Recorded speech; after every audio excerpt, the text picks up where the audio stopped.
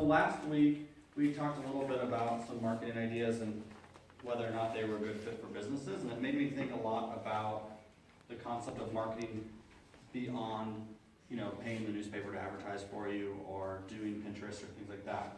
And so I have this graphic that I've built for a class that I do online, and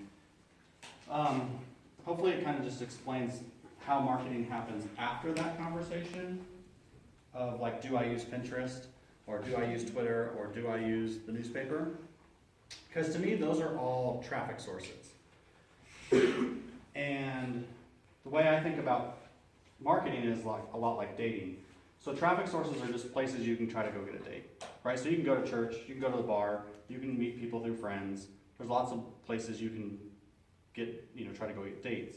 And that's kind of what traffic sources are. There's lots of places you can go spend your money to try to get traffic to your business.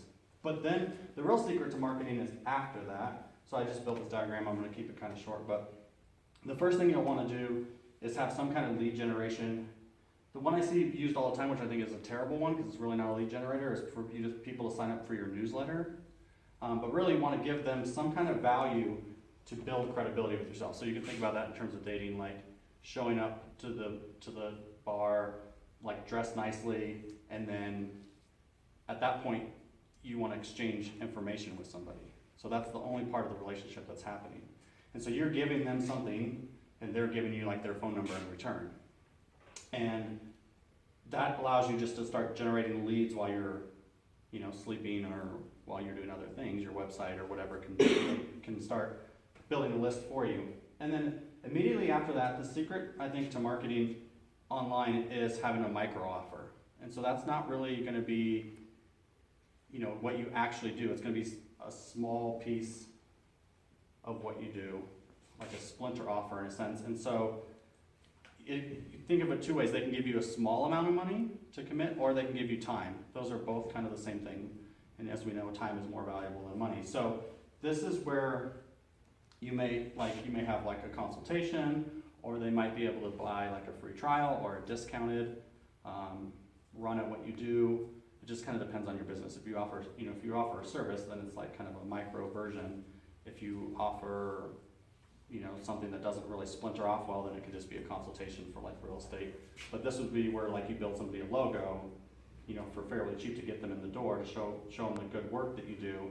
And then your core offer is the next step that you would go to, and that's like what you fully do. That's what we all identify ourselves as, for what we do. So the micro offer, the way I think about that is through lead generation, you now have their phone number. So the micro offer is just like taking somebody out for coffee.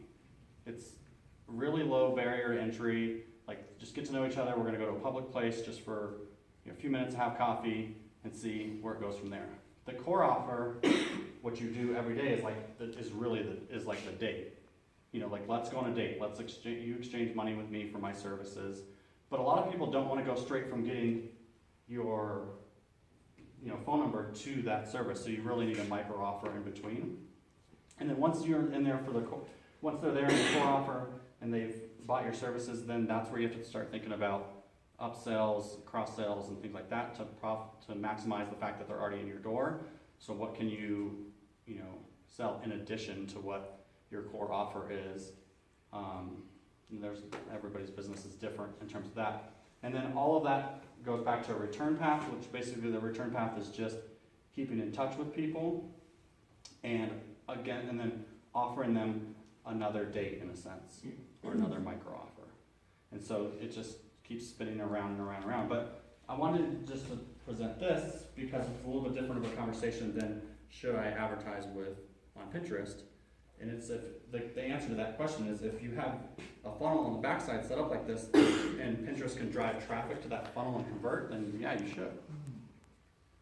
But when you pay a company to advertise for you, they typically don't have a funnel built for you. That's something you got to build in your own business.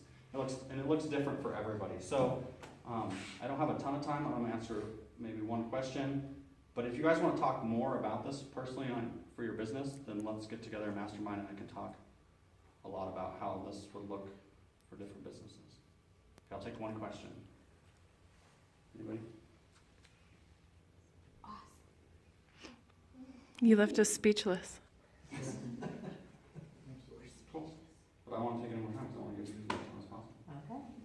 Awesome. Thank you.